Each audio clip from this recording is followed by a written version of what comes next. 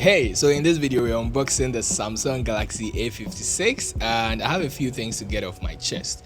So straight out of the box we are getting the phone itself with a USB-C charging cable and a SIM ejector tool, and that's basically it. No charger, no earphones, typical style these days. But let's talk about the phone itself. At first glance, the A56 feels surprisingly premium. The matte finish, clean design, and the flat edges give it, that solid look. And honestly, this could pass for a toned down S series device.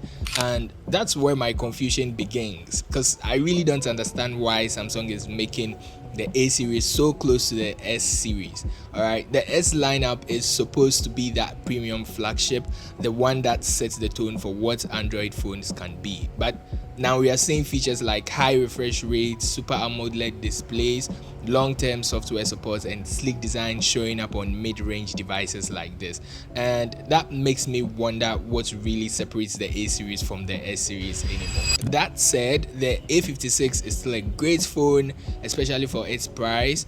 You are getting a 6.7-inch super AMOLED display with a 120Hz refresh rate, coming also with a solid processor depending on your region.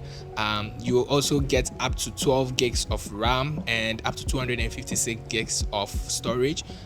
This out of the box runs on One UI 7 based on Android 15, and Samsung has promised 6 years of major updates, which is something we only see in premium range devices.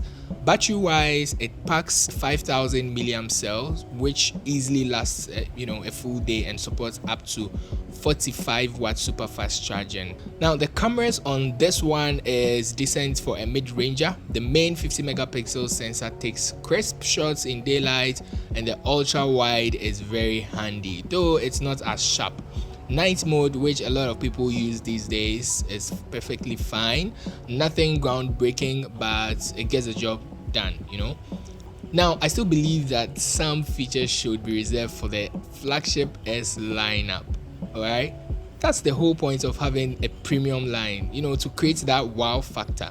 But I also can't deny the fact that Samsung is giving budget conscious users real value here. So if you're someone who wants that Samsung experience, the look, the feel, the smooth software without spending money on the S series, the Galaxy A56 might be exactly what you're looking for. Let me know what you think. Is Samsung blurring the lines too much between the A series and the S series, or this is a new normal? Thanks for watching, and I'll see you in the next one.